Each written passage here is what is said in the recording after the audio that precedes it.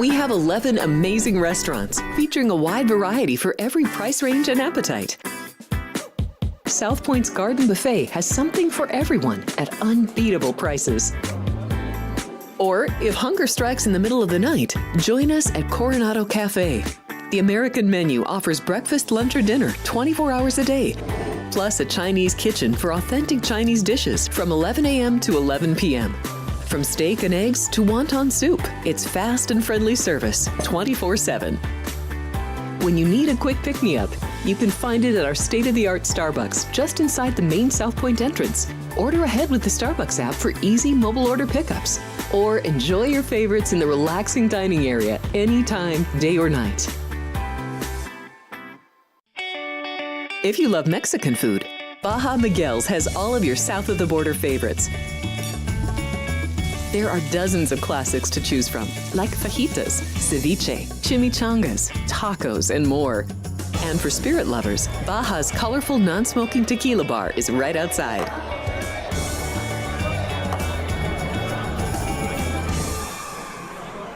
Or maybe you're in the mood for seafood. Big Sur Oyster Bar has fresh seafood prepared right before your eyes.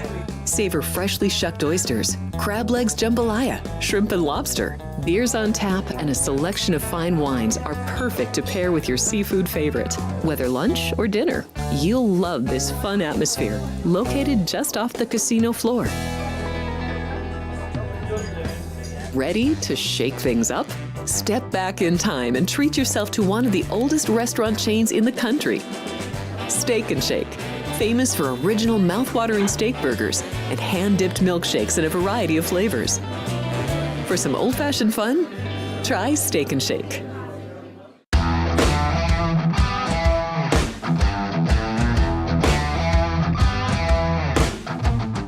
Good morning, everyone. Welcome in. Well, I guess it's high noon on the East Coast. If you're watching us from the East Coast, happy lunchtime.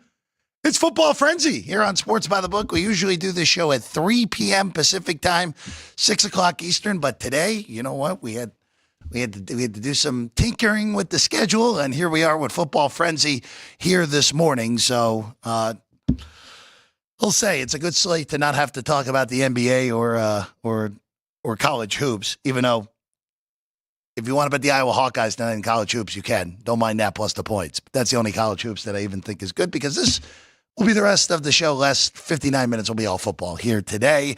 Our good friend Dwayne Colucci of the Rampart, very good, from Ann playing the role of Ryan this morning behind the glass. Love Colucci in 5 minutes. And then our old friend, we haven't seen him in a little bit, our good friend Danny Burke, a stochastic and odd shopper, will join us in about 30 minutes, 34 minutes from now to be exact.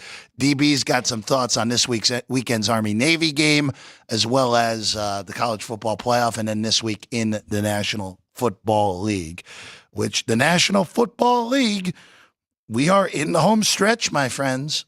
Down the stretch they come for the final 4 weeks of the NFL season, as we kick it off tonight out in the Bay in an important game at that in the NFC West. The San Francisco 49ers, not dead yet, hosting the Los Angeles Rams tonight at Levi's Stadium in Santa Clara. And this is the second matchup between these teams. Teams entering this one, the Rams. So just to give you a little overview of the NFC West real quick. Seattle has racked off 4 straight wins. They're in first place by a game over the Rams. Seattle's at 8-5, Rams at 7-6. Rams currently 1 game behind the Washington Commanders for the final wild card as well. So the Rams squarely into this postseason mix in the NFC side. And then the Cardinals, who have fallen off, losers of 3 in a row, are 6-7. And there are the 49ers, coming off of just a complete whipping of the Chicago Bears. I can't even look in the corner and see Ryan disgusted this morning. Niners at 6-7. We know the injuries. We've been over this. They're on their 3rd and 4th running backs tonight. When we go through the anytime touchdowns today, Patrick Taylor, who's barely been active this year, you're laying a price on an anytime touchdown for him because of the injuries to all the San Francisco running back depth tonight. And even with all that, No McCaffrey, no Mason. Trent Williams still battling it. Injuries on defense. Obviously, Brandon Ayuk's season's been done for months. Look, they're still alive. They may get Nick Bosa back tonight, which is a big deal. But again, no Williams, none of the running backs, no Ayuk, of course. Drake Greenlaw is battling an Achilles injury as well. He's questionable entering tonight on the defensive side for the Niners. Even with all that, the 49ers are still favored here today by 2.5 points here at the South Point. And a lot of other books just moved to 2.5 juiced to the Niners. Again, if you want the best number on San Francisco, you come right here. You head up to the Rampart when we check in with our friend Dwayne in a few minutes. You head up, if you're on your way in from Utah, stop in Mesquite and go from there. Be plenty of time to bet this game here at 2.5. And just throwing this out there real quick with these two teams. Of course, these two teams have been this division's been very interesting, obviously, since the Niners have been at the peak of their power since 2019. The Rams, of course, have the Super Bowl that the Niners have been clamoring for so badly over the last few years. Niners have more Super Bowl appearances, but ran into Patrick Mahomes and company twice. The Rams, in the Week 3 game against the Niners, remember, that was one of the odder games of the year. Niners were a big favorite in that game. They closed a touchdown on the road in that game. And that was one of those, remember, the Rams were in a big, big hole in that game. That was 24-14 with 7 minutes to go. And the Rams got out of it and won 27-24. The Rams were as high as 22.5 to 1 live to win that game. That was an epic comeback by Sean McVay's squad in that game. And right now, remember, the Rams are 0-2 entering that game. That was the game where, look, if the Rams lose that game, they're 0-3. They're kaput right away. And instead, they won that game, and now it's a whole different ballgame with the Rams actually a game ahead of San Francisco entering tonight as the Rams and the 49ers will do battle here today. 2.5, the current number at the South Point with the 49ers, again, trying to stay in the race. I'll give my full plays as we go through this. Our good friend Dwayne Colucci is up at the Rampart as always. He's ready to roll. I can see he's ready to roll by the way he's reacting to what I'm saying here, which is always a good sign. And now if I can get technology to work, these are going to look ridiculous here for a second. There we go. Perfect. We got it. Our good friend Dwayne Colucci, racing sportsbook director up at the Rampart, joining us early this morning. DC, good morning. It's a cold one here in Las Vegas today.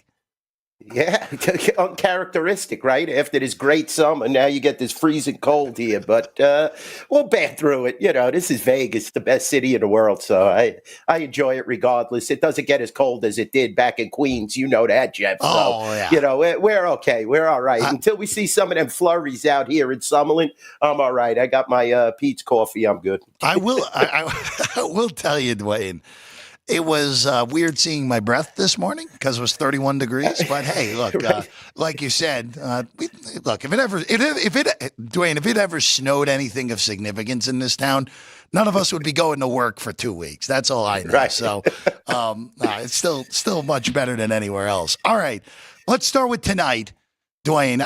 This is a fascinating game because the Rams, with a win, would have as many wins as the Seahawks. Seahawks this week will host the Green Bay Packers in what is an awesome game on Sunday night. We'll get to that a little bit later. Niners are, look, with a win, they're still alive here, amazingly enough. They would still be in this thing, even at 7-7 with all the injuries that they've taken.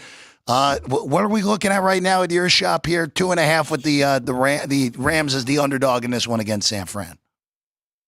Yeah, 49ers are a 2.5 point favorite. Ticket count is nearly identical right now. I'm looking at the screen, Jeff. So, we're getting great two-way action. This is a tough game to figure out. San Francisco has underachieved all year. And, definitely the injuries came into play, especially early on in the season where you had McCaffrey, you had Ayuk, you had all these guys that were just totally banged up. Debo was banged up early as well. Brock Purdy went through his, transitional period. He wasn't even supposed to play in that game against Buffalo. And maybe he shouldn't have the way they looked in that game. But, they definitely need to win this game. This is a focal game, and you're seeing that they are not over a field goal in this game. So that is sending a message. The Rams, on the other hand, fully healthy now, similar to last year, Jeff. Remember, they started to run the table real late, and this Puka Nacua guy, Pua Nacua, is just an unbelievable player. I mean, if you look at this guy in the slot after he catches the ball, he has tremendous leg speed and a tremendous will to win. And you add that with Cooper Kupp, who's just been fabulous. Running game has been, off the hook in the last couple of games. Rams are starting to really function well. It's the whole thing is, can that defense hold up and solidify and hold San Francisco in check? Like I said, you're seeing a total also of 48.5, which kind of tells you there's going to be a little scoring in this game, especially with that Ram high octane offense. Matt Stafford's been here, done that. He knows what to do in these situations, especially on the road. But this is a divisional rival. You're going into San Francisco. Jeff, San Francisco was the initial favorite for the Super Bowl, in my opinion, in the NFC, and the money proved that and backed it. But now they've fallen way down. Like you said, that division is up for grabs. Every team is legitimately alive still in the hunt. So, this is a huge, huge game. Comes on a Thursday night. Finally, some excitement on a Thursday night. We're getting some great handle on this game. I can't speak enough about it. And like you said, ticket count is almost even. Public is having a tough time with this one. Well, you could end up again, Dwayne, in this division. This has ended up being the most competitive top to bottom division in the NFL this year because of the record with what the records are. Was not expected to be the case. But look, like you said, all four teams alive. Arizona, by the way, is a 6-point favorite against New England, with the Cardinals coming in limping in with 3 straight losses. We'll get to that Seahawk game later, as they're a small underdog in that one against the Packers. All right, I want to move to some other NFL games this week, Dwayne, before we get to your thoughts on what we saw the committee do in the college football playoff, and, of course, Army-Navy coming this weekend. The New York Football Giants. Yes, I'm starting there, Dwayne. Because the Giants, I brought this up with Chris, and it's only gotten worse since Monday. The Giants are the largest underdog they've been, period, forget home or road, period, since 1966. The Super Bowl hadn't even been played yet at that point in 1966. Hadn't had one yet. And here you are, the Giants starting Tommy DeVito, because Drew Lock is out as of this moment. The Giants are 16.5-point underdogs, the biggest underdog of the NFL season. And Dwayne, look, we see especially late in the year when you get a high-end team against, I would argue, the worst team in the NFL in the moment of the Giants, you can see these lines. You very rarely see this with the dog being at home, though, Dwayne. This is a very unique situation here in this game. Yeah, it's going to be cold weather, too. Yes. I know New York is getting terrible weather, Jeff, lately. And today it feels like it's 22 there, I believe, the wind chill factor. But, everybody makes a big stink about this Drew Lock. This is not a big drop down going to DeVito. I don't see any talent in Drew Lock or DeVito, to be honest with you. I don't see much talent on this Giant roster. We went over this, Jeff, last weekend. We were talking about guys like Thibodeau, Neighbors. Will these guys step up and become team leaders or locker room cancers, which they're becoming? I think they have to gut the whole front office. I mean, you saw it was so disappointing in the offseason, the effort that they made to get Saquon Barkley, if you want to call it an effort. There was no effort at all. They put all their chips in Daniel Jones. Then they release him earlier this season. This is a game where the Ravens definitely need to win. You could see it's 16.5. We're not getting much handle on this game because we have the spread so high. And, Baltimore has had their peaks and valleys in this season, but it's mostly been against top-notch top-notch competition. They play in a very, very difficult division. And you look at their out-of-division record, it's also very strong. So, I could understand this point spread. Giants are just horrible. Dable doesn't know what he's doing. Nobody knows what they're doing, basically, on that team. This may be the worst New York Giant team that we've seen, possibly, like you said, going back to the AFL, NFL days. There wasn't even a Super Bowl back then. So, even though you're in MetLife Stadium, I can't see the Giants competing at all in this game. I think the Ravens light it up and may even cover this spread. I'm looking at the total. It's 42.5, and that's because we're having some adverse weather there. There was a little snow flurries, a little rain showers, a lot going on in the New York metro area. Meadowlands is just across the Hudson River there in New Jersey. It's not very far from Manhattan. So, I could tell you the proximity. If you see very, very cold weather in New York that day and rain and snow, it's going to be affecting at MetLife Stadium. Totally think that the Giants are up against it. They're in a rebuild mode. Definitely the worst team in the NFC East. They lost, 15 straight to the Cowboys. Can't seem to ever beat the Eagles. You've seen what Saquon was able to do there. Very difficult to be a Giant fan right now, but the Ravens look like a solid play. We're going to get a lot of teasers from my side of the counter, Jeff, in this game. That's where you're going to see a lot of focals, tons of teasers. I would say 90% of the teasers will be on the Ravens in this game. I'm going to be honest with you, Dwayne. I like the Giants plus the points. Why not, Jeff? It's the NFL. It's the second lowest total on the board, and look, I'm going to be getting 17 at some point. I just have to make sure I get it when it hits it. So you're looking for that correlated parlay there, a little.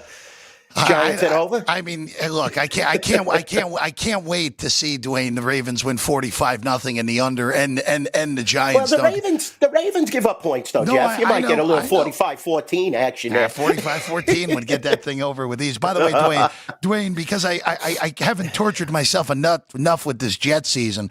The Giants and the Jets currently have a combined winning percentage of 192, which is on pace to be the worst between the two teams ever. Currently, the worst one ever is 1976. They went a combined 6-22, which is good for a 214 winning percentage, or bad for a 214 winning percentage.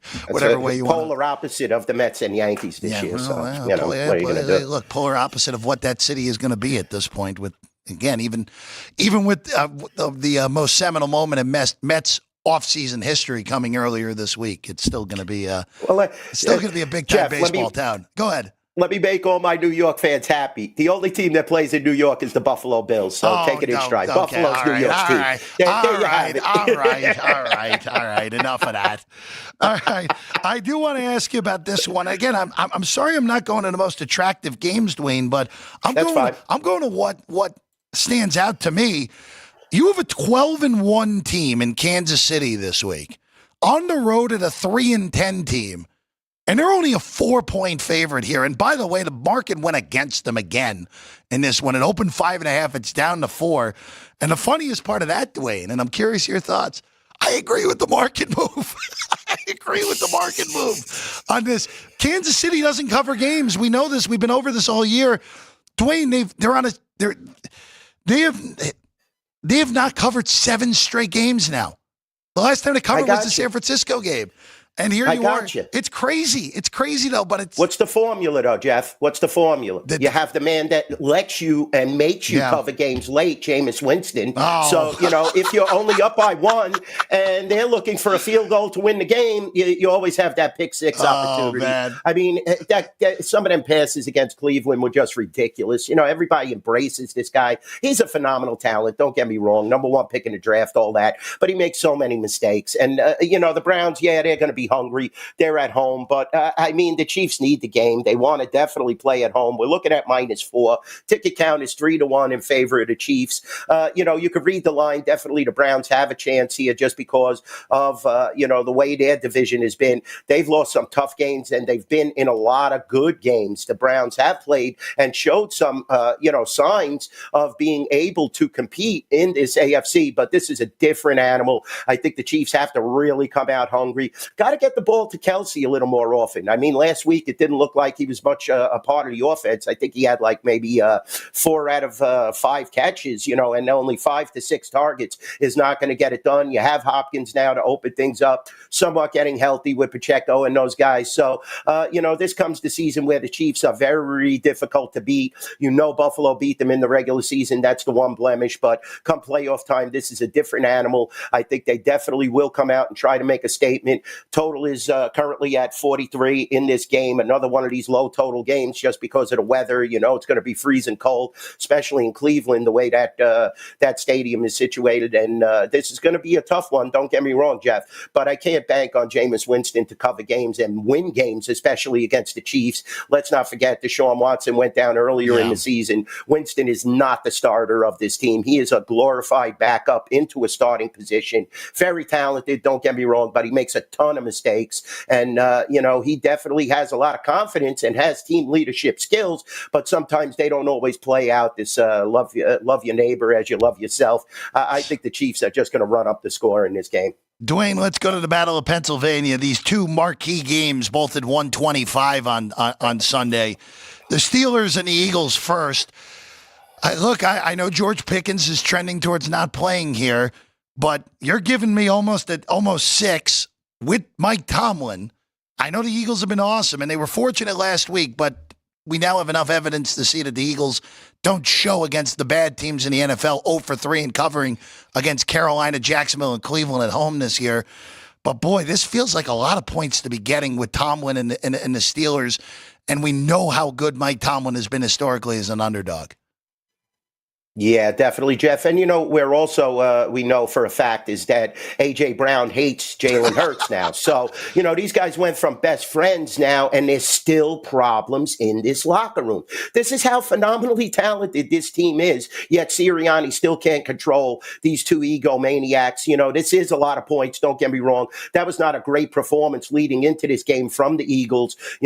Carolina definitely pushed them to the brink, but were they looking ahead? That's another scenario. And, like you said, if Pittsburgh is missing a key element, that makes it even more favorable for Philadelphia. Same state rivalry. This is definitely going to be a tough game. Another cold weather game, in my opinion. 43. All these totals are hovering around that 43, 42 and a half on the East Coast. I definitely think the Eagles want to keep pace with Detroit and try and win overall home field. That's going to still be very difficult. Steelers have done nothing wrong this year. Russell Wilson totally rejuvenated. Najee Harris playing well. But, if Shepard sits out, that's an element. And, these Steelers, great getting points on the road, but it's eventually when are they going to slip up a little and lose a key game? We're going to watch this one. This is definitely a tough one. I don't have much of an opinion. Both teams need the game just because of home field and playoff implications. Plus, Pittsburgh wants to keep striding out and going forward. They're playing at a phenomenal level right now. They want to stay ahead of their divisional rival, the Ravens. So,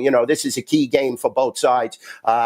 Very tough to handicap. I'm looking at the money right now. We're seeing good two-way action, a little more Steeler action. Like you said, though, the ticket count is 2-1 Steelers, but the money is pretty even, Jeff. This is a tough game to handicap, one of the toughest on the slate. Yeah, this is a really good 125 card. There's actually 3 legitimately good games, and we'll hit the big one here, which that CBS is sending the NFL Today to Detroit for the Lions and the Bills. Highest total on the board this week at 54.5. Lions are 2-point favorites.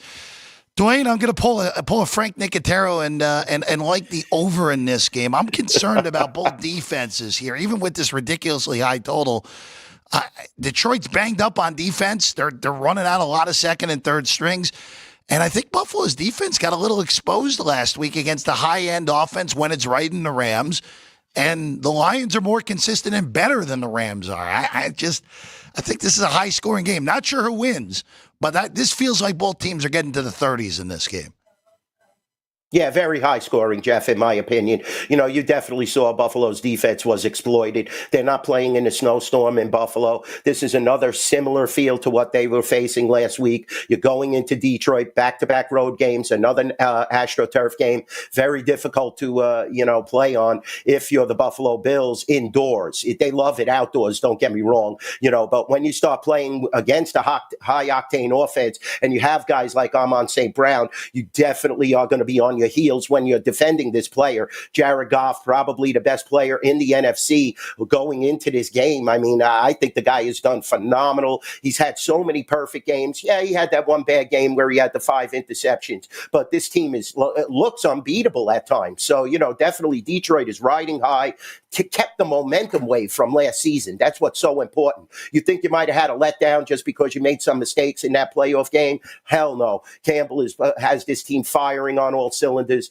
Buffalo, they overachieved this year. I mean, Allen, on the other hand, AFC may be the best player. This guy is an unbelievable quarterback. He plays with his heart on his sleeve. They were exploited, though, last week. You are right, Jeff. That was definitely a big game and a message sent by the Rams when you're putting up that many points. This is the highest total on the board, 54.5. We're still seeing overaction. Great two-way action. The money is almost even on this game. Ticket count is favoring the Lions naturally because everybody with $5 is teasing and parlaying the Lions, money line, what have you. Everybody's riding that emotional wave now because they have a flashy offense. They have a flashy running back. They have a good defense when it's healthy, but the defense is not healthy. Josh Allen could definitely keep up in this game. Even if you watched last week, Josh Allen was pushing the Rams till the last second. It was panic mode. There were so many different mistakes. I definitely think Josh Allen is right there when you're in the MVP conversation. This is going to be a tight one. I'll be honest with you. I'd take a shot with Buffalo here. Okay. No problem either way. If you told me Detroit wins this game on a last-second Bates field goal again and wins by 2 and this game lands 2, it wouldn't shock me at all. Vinny's glaring at me even though he's not here right now because I said the game would land right on the number. All right, Dwayne, before we let you go real quick, Army-Navy this weekend and the college football playoff next weekend. What's going on in America's game, and then what are your quick thoughts on the college football playoff opening weekend? Well, Army-Navy, we're definitely seeing a lot of Army action. 6.5. They played so well this year. Ticket count is about 9-1 right now in favor of Army. So it's totally lopsided in favor of Army. That's always, a fun game, a celebratory game, especially if you are from America and live in America. Army-Navy, what's better than that? The playoff is going to be very exciting. I mean, I wish Arizona State had their wide receiver. Let me tell you, this team is very dangerous. Not that they're going to, impact the top 2 or 4, but definitely if they had their wide receiver, they'd be a monstrous team. Keep that in mind. We're getting great handle on these playoff games. The expanded playoff format is very important. I'm also looking at the home team, the Rebels, now getting 1.5. Lost our coach. I kind of like Cal in this position. A lot of people are laying off, but Cal is now a 1.5 point favorite, 50.5. I believe that game is in Southern California, so California or UNLV. Yeah, they don't have to travel very far, so it isn't a factor of traveling. It's more a factor of losing our head coach, losing the quarterback earlier in the season. A very difficult game for the Rebels in this situation. And we're getting great handle, like I said, on these playoff games. I mean, Penn State, definitely we're seeing a lot of Penn State action right now. Ticket count 3-1, 8.5 against SMU. Texas 11 over Clemson. I think they should be able to handle Clemson, but, Georgia got them twice. So you don't know what goes on in your mindset when you are, losing to your arch rival and new to the SEC now. Very different scenario, but they have to win this game to succeed in the playoffs. Tennessee's getting a lot of points, Jeff. I'll be honest with you, 7.5, that's a lot, but Ohio State is going to be hungry. Ticket count is exactly even, slight money favor in favor of Tennessee. Dwayne, you mentioned it at the beginning. I like where your head's at on Arizona State. Just throwing that out there real quick. We'll see what happens in that Texas-Clemson game because, boy, that Texas-Clemson game, I know it's weird to say about a 5-12. I think that game is going to really set the course for what this whole playoff ends up being. Because if Clemson pulls an upset, we got a chance at some real weird stuff in this playoff. If Texas holds serve in that game, yeah, we're probably looking at Texas-Oregon, Texas-Ohio State in one semifinal, Penn State against either Georgia, Notre Dame in the other one, and that's pretty chalky, all things considered. But hey, Texas goes down. Handle. Look, if Texas, if honestly, if any of these favorites in round 1 go down, we could get some real weird results going forward in the CFP. Dwayne Colucci, everyone, up at the Rampart up in Summerlin here in lovely Las Vegas, racing sportsbook director, NYBookie Dwayne on the tweets. DC, thank you as always, man. We'll catch up with you next week as well. Sounds great, Jeff. Always a pleasure. Thanks for having me on. Thank you very much. Dwayne Colucci, everyone. All right, we'll take a quick break. When we get back, we'll check in with the chat. We'll also get my official plays on tonight's game between the Rams and the 49ers. When we get back, Sports by the Book, Football Frenzy on a Thursday morning. If you're celebrating a special occasion or just love fine dining, you're in the right place. Come experience the crown jewel of South Point restaurants, Michael's Gourmet Room. Welcome. With over 600 different types of wines and magnificent dishes prepared tableside, you'll revel in the rich classic Vegas decor and the best black tie service in the world. This intimate gourmet room has earned accolades galore. Come to Michael's Gourmet Room for an unforgettable dining experience. Another famous restaurant is the Silverado Steakhouse, where you'll find the charm and service that discerning patrons require. From top quality steaks and chops to fresh seafood and desserts, you'll love the award-winning wine list and menu at Silverado Steakhouse. Steak lovers have even more options with primarily prime rib. Catering to hearty appetites, the menu features a variety of flavorful prime rib cuts, dry-aged to ensure tenderness, and then seasoned and slowly roasted. Although prime rib is our specialty, it's not the only thing on the menu. There's something for everyone. And if you're craving a taste of Italy, come experience delicious Italian cuisine and the attentive service at Don Vito's. Our culinary team starts with the freshest ingredients and transforms them into traditional favorites. And don't forget Italian desserts. Don Vito's. Savor the taste of Italy.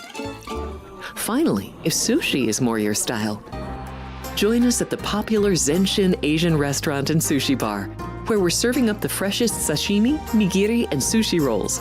And beyond the sushi, an exciting contemporary Asian cuisine menu, plus a variety of specialty drinks, Japanese and domestic beer, wine, and sake. Balance your hunger with Zenshin.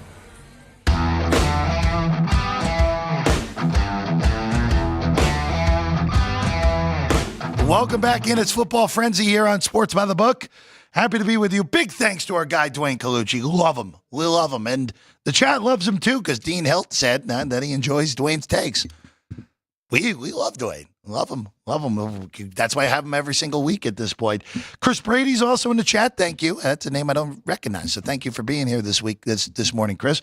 Likes L.A., likes the Seahawks as well this week against the Green Bay Packers. Bob Custer. Custer's all in on the Rams today. How about that? Interesting. I didn't know Bob was. I mean, maybe he's a 49er hater. I don't know. And then don't remember him being so invested in the LA Rams. Jerry's in there. Vince is in there. Is not Sean in there? No. He's not Sean's a little busy today. So we'll see if not Sean pops in there a little bit later. The poll today, by the way, is a close one. Every vote mattered in this one. 49ers, 54%. Get the nod of who's going to win this game as a 2.5 point favorite tonight, the Niners against the Rams. All right. My plays here for tonight before we get to our good friend Danny Burke in about 5 minutes from now. 2.5 point line, Niners favored. This total's interesting to me because both of these teams are coming off of great offensive performances. Niners, let's take the Niners first. The Niners bludgeoned the Bears last week. I mean, they were outgaining them 325-4 at halftime. They end up coasting to a 38-13 win when it's all said and done. Purdy had arguably his best game of the season. They out-yarded Chicago 452-162. Bears were 3 yards per play. Niners were 7.5. Niners just whipped them. Whipped them in that game. The Rams, of course, last week needed all 44 points against the Bills in a 44-42 win. Bills are the first team this year to win scoring more than 38 points, to lose with scoring more than 38 points, I should say. So the Rams did something that hadn't been done this year, beat a team that scored that many points. The Rams were super consistent last week, 6.3 yards per play. Nakua had just an outrageous game last week. Kyron Williams scored twice. Stafford was unbelievable. Allen, the other side, again, 6 touchdowns total wasn't enough for the Bills in that game. So I'm looking at 2 things in this game. I like the total under. Now, granted, the first meeting between these two teams, if you remember, I brought it up in the open, it was 51. It was 27-24 was the final. That was a wild second half. Wild second half. Yards per play, Niners, again, the wrong team won that game based off the box score. Niners were at 6.5 yards per play. Rams were at 5.5 yards per play. So it was, again, it was a funky game that first go-around. But I like this game under. Short week. I know there's injuries on both defenses. I know the Rams' defense is pretty average. Niners' defense has been average this year as well. We got two teams coming off of arguably their best offensive performance of the year. There's going to be some regression to the mean here from both of these offenses in this game. So I like this game under. Now, the only problem is the market agreed with me on this. So we're not going under the best number now. 49.5, I really like this thing. I think, look, if you lose 27-24 again, so be it. But I think this is a 24-21 game. 27-21 also gets you there on 48.5. I think we're in that pocket here tonight on this game with the Niners and the Rams. On the side, I like LA. Now, this is a hard handicap, though, if we're looking at the side. Rams going for a season sweep. Niners season is done if they lose this game tonight. It's all over. See you later. You're not coming back from being 7-8. Or 6-8, I should say, if they lose tonight. It's all over.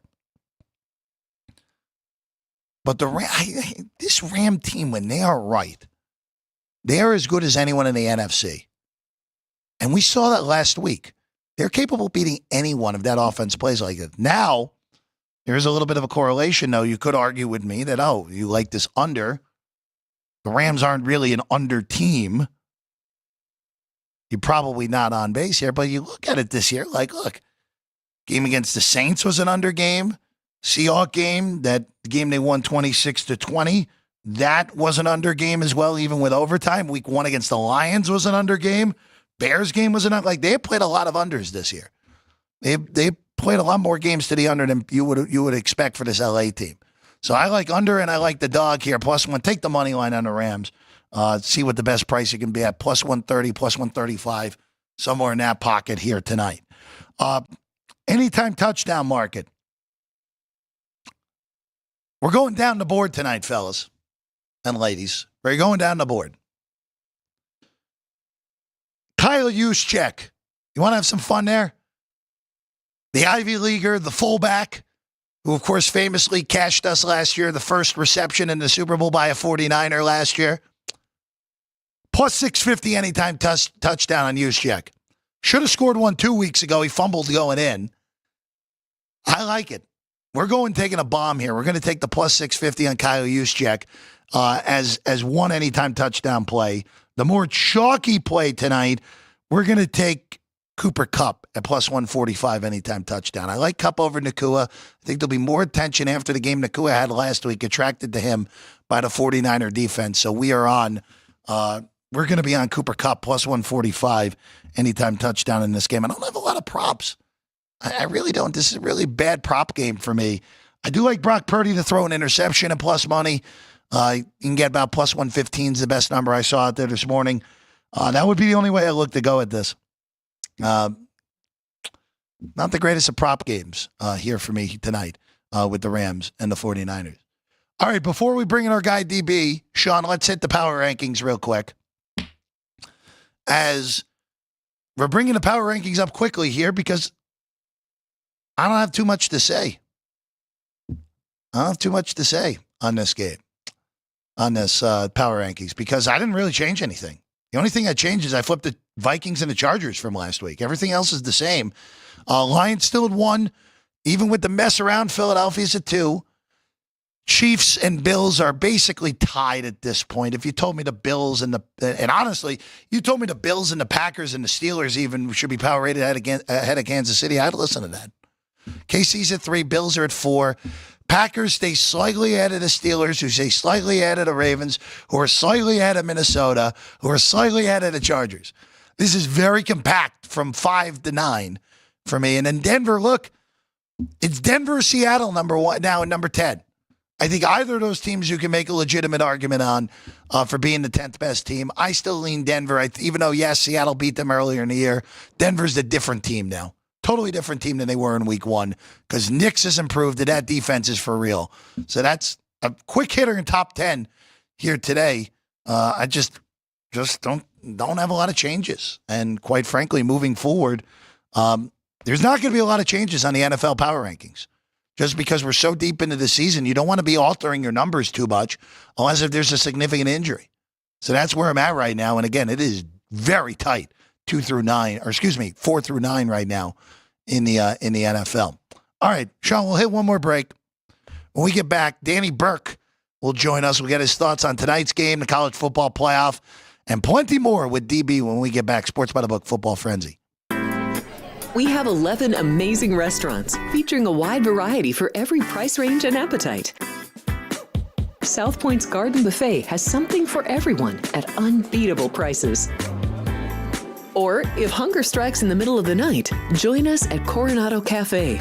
The American menu offers breakfast, lunch, or dinner 24 hours a day, plus a Chinese kitchen for authentic Chinese dishes from 11 a.m. to 11 p.m. From steak and eggs to wonton soup, it's fast and friendly service 24/7. When you need a quick pick-me-up, you can find it at our state-of-the-art Starbucks just inside the main South Point entrance. Order ahead with the Starbucks app for easy mobile order pickups. Or enjoy your favorites in the relaxing dining area anytime, day or night. If you love Mexican food, Baja Miguel's has all of your south-of-the-border favorites. There are dozens of classics to choose from, like fajitas, ceviche, chimichangas, tacos, and more. And for spirit lovers, Baja's colorful non-smoking tequila bar is right outside.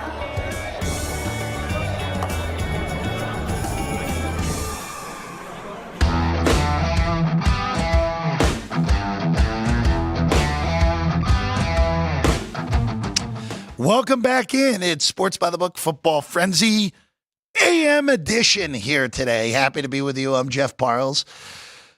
We will not have a 3 p.m. version of this show today. This will work as the version of Football Frenzy here. So we'll have a whole day for this to live on the YouTube page. If you're not hitting the subscribe button, first off, you can't participate in the chat without hitting the subscribe button, right? You have to hit that. So if you want to interact with Vince and Jerry and not Sean and Bob Custer and everyone else. JR at the ballpark usually in there, and he's usually in there as well. You can interact with him. Kabi Kaya today with the Niners, all over the Niners in there right now. So fun chat going as always on the Sports by the Book YouTube page. We now bring in. We had him every week during the summer, and now we have him every once in a while here on the show. Our good friend Danny Burke, stochastic, odd shopper, out in Chicagoland area, good friend DB. Danny, good morning, man. It's good to see you here today. Yeah, happy to be back, Jeff. Doing all right. Not as good per usual football-wise, but hey, we got an exciting game tonight and college football playoffs, man. I'm pumped, outside of my fandom, of course.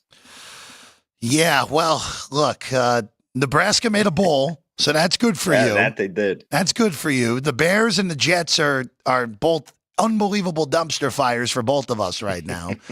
Which, by the way, actually, Danny, I have to bring this up on the air. I was going to bring this up tomorrow, but I can't wait. And there was an actual dumpster fire in my where I live, like legitimately in the complex 2 days ago. Actual got an email from the HOA saying there was an actual dumpster fire. Please be careful with your cardboard. And I could not stop laughing for about 25 minutes after we got that email. That's incredible. It's amazing stuff. Par for the course. Yeah, you know what? It was just the impersonation of the Jets. I get it. It's okay. That's right. Just trolling me all the way around. All right, Danny, what are we doing with this game tonight? A really important game. Rams short dog on the road at the 49ers. 2.5 is the number right now. Niners favorite at home. Danny, I said it before. San Francisco season completely done with a loss. Look at the Rams win. This is a real race. And quite frankly, if the Rams win, now week 18 game against Seattle's probably for the NFC West when it's all said and done. Yeah, Jeff, I'm a little torn on this game from a side perspective. At first, when I was initially looking at this, I leaned more towards San Francisco, thinking that, all right, you got over the hump. You ended your 3-game skid by beating my crap team, the Chicago Bears. But how much is that really saying, right? I mean, San Francisco, while they may be getting a little healthier, you're still missing your key guy in Christian McCaffrey. Now, Garendo, I mean, he was stellar, but the Bears defense has regressed and looked terrible with Eberflus out of the mix. Eberflus, terrible head coach, great defensive coordinator. I think that's a consensus thought process. But you don't want to overreact too much to what you saw to San Francisco last week because the Bears are still the Bears. The Rams have been this pretty constant competitive team all year. Now, Stafford from time to time hasn't looked like the best version of himself, but he was tremendous last week against arguably the best team in the NFL. Kyren Williams is an absolute beast in the backfield. He had his best game of the year the last time they faced each other when the Rams barely held on to win that game. A lot of missing pieces, no Deebo Samuel, no George Kittle, obviously no Nakua, no Cooper Kupp. And you've kind of seen the market now shift back in the direction of the Los Angeles Rams. I think it's an enticing teaser option to get LA up from 2.5 to 8.5. But I also think just looking at them outright wouldn't be a bad play. I haven't done anything. I don't think I'm going to get there on a side. I'm more intrigued on the props. But I'm tempted to go with the Rams here. And a stat that really stood out to me as well. I mean, San Francisco, abysmal against the run. I just mentioned Kyren Williams, what he was able to do. But red zone defensive efficiency, the 49ers had the second worst red zone defense. The Rams are in the top 10. Opponents are scoring a touchdown upon entering the red zone only 50% of the time against the Rams. Opponents against the 49ers, they're doing it over 70% of the time. So this has the second highest total on the Week 15 slate. I think that's going to be crucial in this game. I do tend to lean toward the Rams. But again, Jeff, I've held off. We'll see if I get there. A prop that I did make yesterday. Now, people may not like this one because he hasn't really been getting any action whatsoever the past several games. Ricky Pearsall over 1.5 receptions. Okay. Now, our projections at Stochastic. Yeah, I know. See, you get that reaction. I mean, he's been non-existent, right?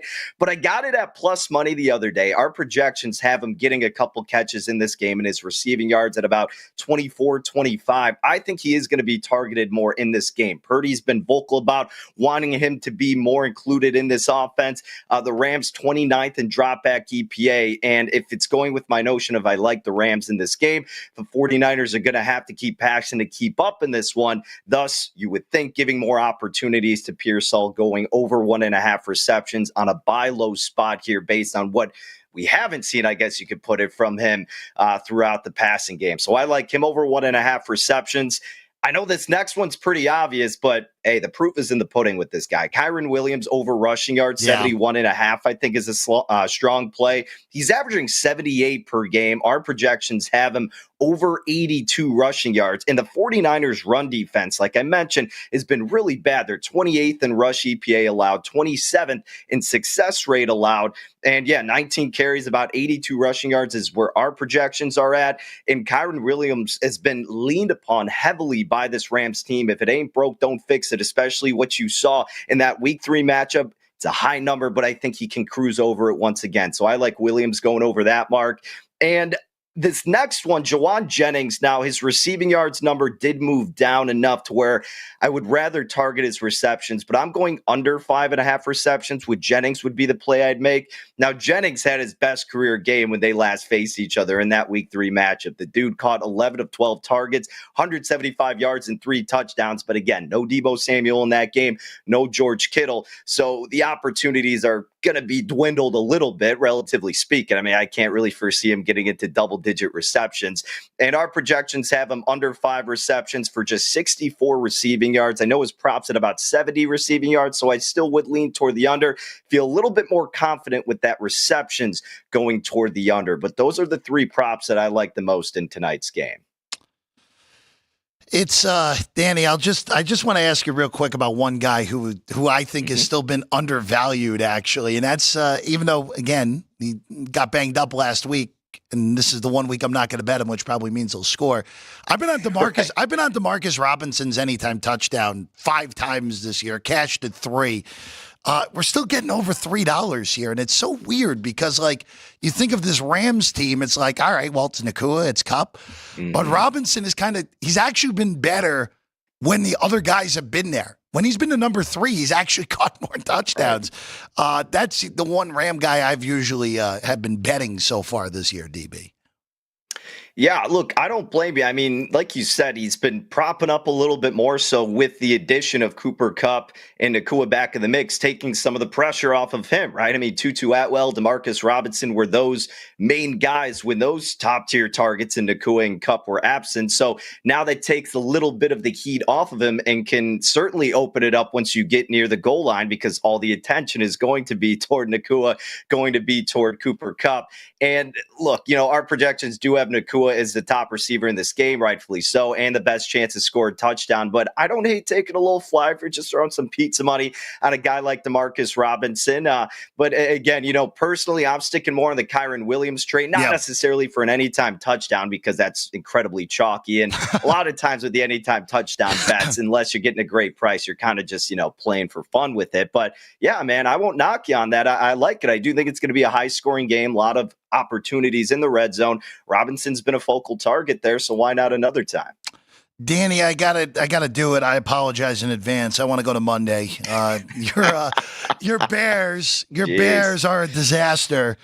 I thought I bought into it. I thought, all right, Thomas Brady, Eberflus is gone. I know it's a very quick rise for Thomas Brown, but all right, we'll get the post-firing bump in the first game. Yeah, no, they actually played an even worse half than humanly could have been thought against San Francisco to open that game. They're completely out of it. Now to go to Minnesota. Danny, I've been trying to go against Minnesota now for about a month. Was successful with Jacksonville, was successful with Arizona. Looked like I was going to be successful against Atlanta, and that turned into an absolute train wreck in the fourth quarter for me. If I can get a 7, I think I would consider it on the Bears, but there's the only 7s out there are juiced heavily on the underdog here. Yeah, that's what I'm seeing here too, Jeff. I mean, minus 115 catching the 7 seems to be the best number. And look, if it was standard minus 110 VIG either way and I had to pick a side, yeah, I would take the points with the Bears. Now, let's talk a little bit about last week, right? And a lot of people fell into that trap, and rightfully so. It's a common trend that people want to dive into. Your coach gets fired. You want to back the team the following week thinking they're going to rally around each other saying, it's not our fault why we stunk. It was our coaches. And it was the coaches. Eberflus was an utter disaster. There's no ifs, ands, or buts about it. The difference here, though, and I alluded to it already, is that Eberflus, a great defensive coordinator. The defense regressed a ton, right? That was, in hindsight, I guess, and even before, it seemed inevitable to a certain extent. Thomas Brown went from calling plays in the booth to then going on the sideline. And not only did he have to step into the OC role, which wasn't hard to improve on. I could have improved on it if you put me in there over Shane Waldron. But you take him from a good perspective with no pressure because you could only go up to then not only going on the field where it's a little bit tougher, but you're also managing the game. I mean, this guy literally talked about how much weight he lost because he's not even eating. The dude's completely stressed out. So seeing the offense struggle because of those reasons makes sense. And you're going up against a 49ers team that's just been beat the crap. And they're probably thinking, man, the Bears, they were 6-point dogs and it's coming all the way down to like a field goal. Like, it's disrespectful to the 49ers and the rumors about Shanahan and the Bears and all this. So they're thinking, hey, we can't let this team come into our stadium and stomp us around. I mean, it wasn't hard to push the Bears around, but they kept their foot on the pedal. And it just, again, looking back on it, yeah, it's not that crazy, the result that occurred based on what we had seen.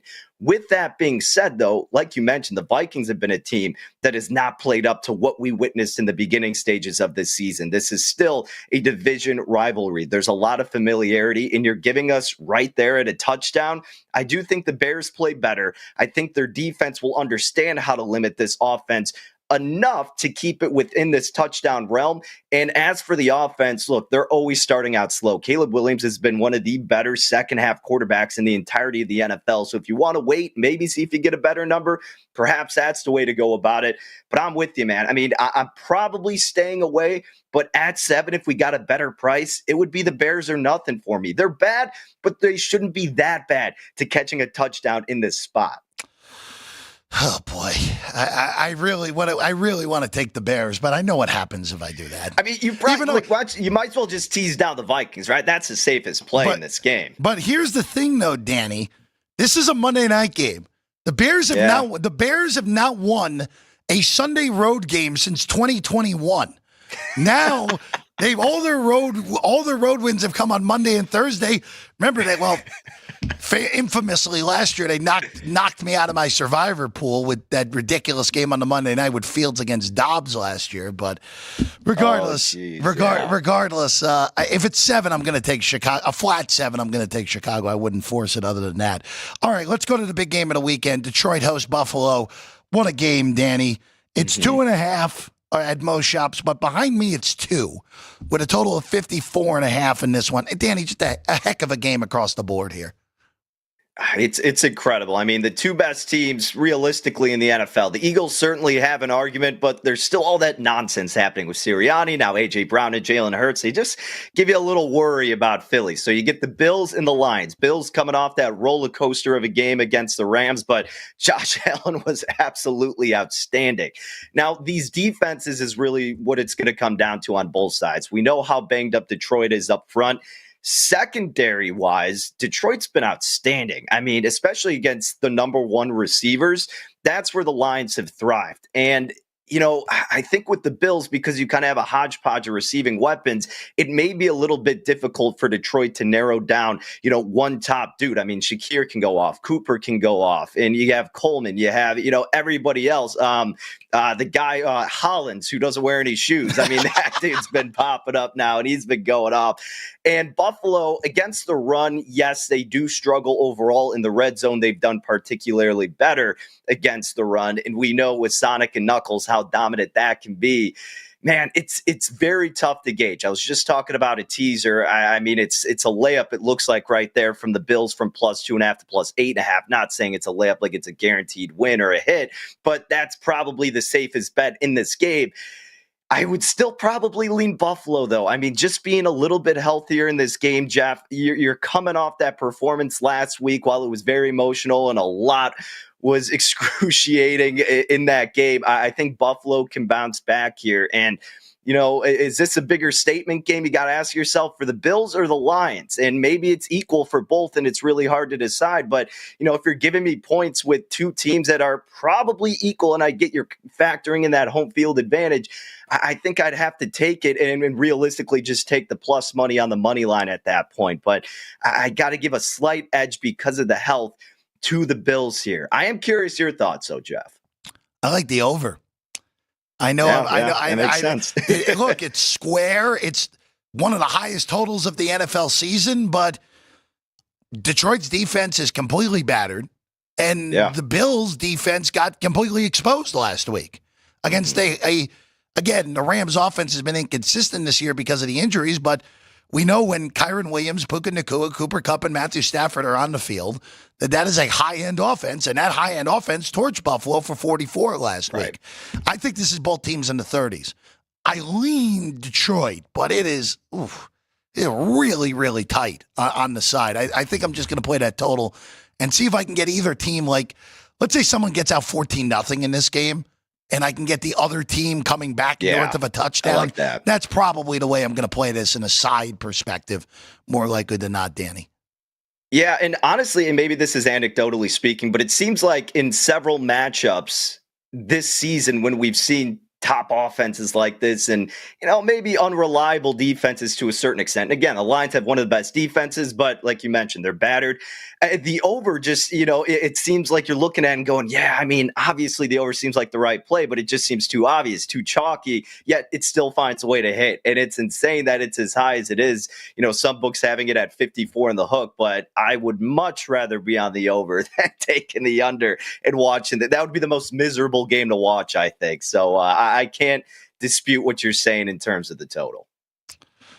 All right, Danny, let's go college football playoff here. What are your initial thoughts on the bracket before we go into some of these individual games? I'm probably going to regret saying this. I'm going to be regretting it eventually because it always seems to be happening. Always a great start to start your answer off like that. Jeff, let me pull it up again just to get it correct. But when I first looked at it, the team that propped up to me is a potential squad to maybe make a run. I know you're going to yell at me. Ohio State, right? Okay. Ohio State. Okay. I thought I think it's worth taking a little flyer on. Wait a second. Now, the way you let up, sorry, I got to cut you off here. The way you let up on that, the way you let that up was like, oh, is he about to pick Indiana to make the final or something? I'm not that crazy. Okay, all right. Ohio State's not offensive at all here, Danny. But why do you like the Buckeyes here? I mean, I just figured like I kind of pegged it as someone who'd maybe just be completely anti-Ryan Day. Granted, I am too, and I think everybody is. So maybe that's not that outlandish. But you look at it in this first spot against Tennessee. I mean, after that game against Michigan, right? I mean, if you're a normal team and as good as they should be, you should absolutely bounce back and be ready to just wreak havoc. Now, I'm not necessarily in love with them covering in that game. In that game specifically, I kind of lean toward the under, but I think Ohio State finds a way.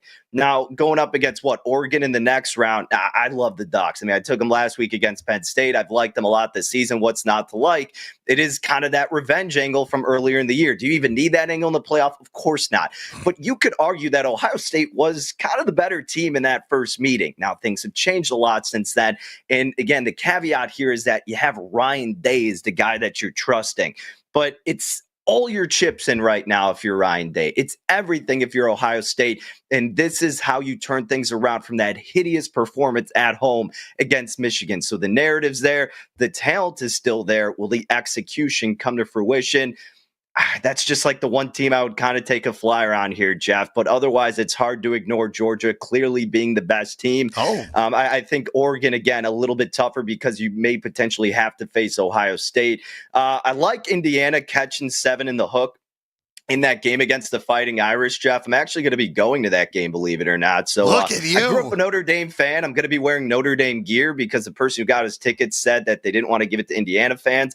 So I'm going to be repping Notre Dame, but hopefully Notre Dame just wins by about a touchdown, So I will be betting Indiana plus 7.5. Just seems too much. I get that Indiana looked a little fraudulent in a big spot earlier this season, but Notre Dame has their flaws too. And think about this, Jeff. I mean, every single year, once we get to the bowl games, championship stage, whatever it is, Notre Dame has so much pressure that they inevitably don't live up to. Now you have a home game in a college football playoff setting. Indiana is basically playing with nothing to lose. And I get it that like they're a good enough team where they think they can win the championship. They're not going to. But your first year with Cignetti coming in and Indiana making the playoff, it's incredible. You're playing with house money and you're catching over a touchdown. You literally have nothing to lose. It's an in-state game. You're going to have a good amount of fans there still.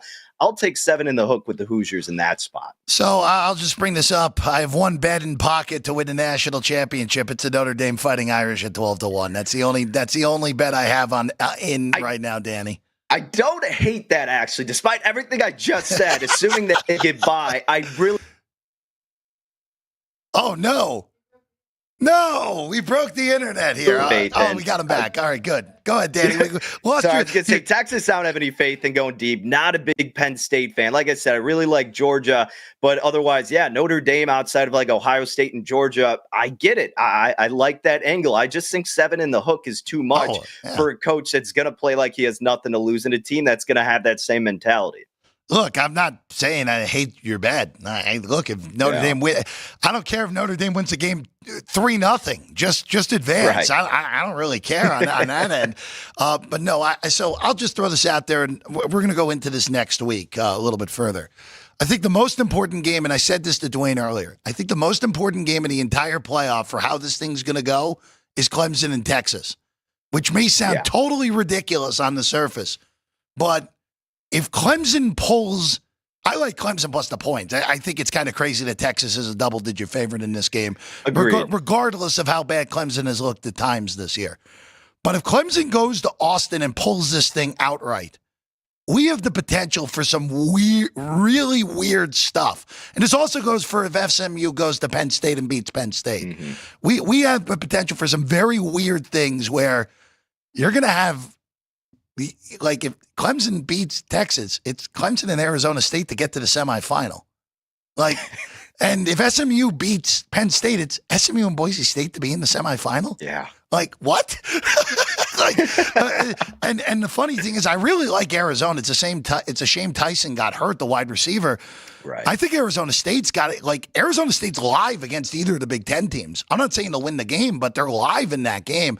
Boise, I just have a hard time seeing unless if Genty runs for over 200 yards, which is always in play. I just see them having a harder time advancing deeper than Arizona State. But man, Danny, it is good to have this thing. I know people complained at the end. I was really the biggest complaint I had is I thought Ohio State and Penn State should have been flipped. I thought that Ohio State should have been the 6 and Penn State should have been the 8. So you don't potentially have the second best team in the country playing Oregon in the quarterfinals. Right. But all in all, I think they did well, and this is going to be a heck of a month for this college football playoff, man. Man, I am just pumped. Yeah, I don't really get the notion of people complaining more football in an exciting way. Exactly. When isn't a tournament style in any sport amazing? So that's always been mind-boggling to me. I agree with you there with Clemson plus 11 in the hook. I mean, Ewers has not looked good. He doesn't look 100% healthy. 3 interceptions the last 2 games. I don't really like this Clemson team, but I mean, Texas hasn't really done anything to prove to us that they should be laying double digits in this spot. Really quick, I know you got to go here, but I just wanted to ask you, would you be worth taking a flyer there on Clemson at about like 55-1 just for something to be sitting on? Oh, no because way. of that potential viable path? No, absolutely not. No way. They can't win 4 games. They can win 2, but they can't win 4. I mean, look, I get the hedging part of it, but yeah, I mean, if it's Oregon, Clemson, Oregon's going to beat them by 3 touchdowns. I feel pretty confident about that. And if it's Ohio State, I like Ohio State by 2 touchdowns against Clemson on a neutral. So, all right. I was going to wait till Monday on this, but whatever. You brought it up. The only ridiculous long shot I'd bet is Arizona State. That's the only ridiculous long shot I'd bet. Just because they have to play one last game. Now, this is totally null and void if Texas beats Clemson because I think Texas would annihilate Arizona State because they take Scatterbo out of the game. But if it's Clemson, Arizona State, look, there's familiarity with Oregon. Dillingham and Lanning have been on coaching staffs together until Dillingham left for Arizona State.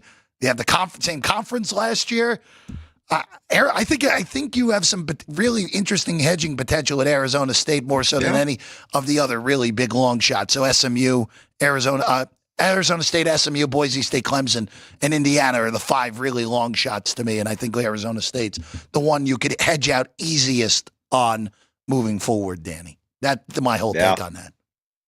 I like it. All right, man. I'm pumped. I can't wait to watch this. It's going to be a blast. Dude, it's going to be awesome. We'll have you back during this whole thing to get your thoughts as we go through. Danny Burke, Odd Shopper, Stochastic, Danny Burke 5 on the tweets. Always a pleasure, man. We'll talk soon.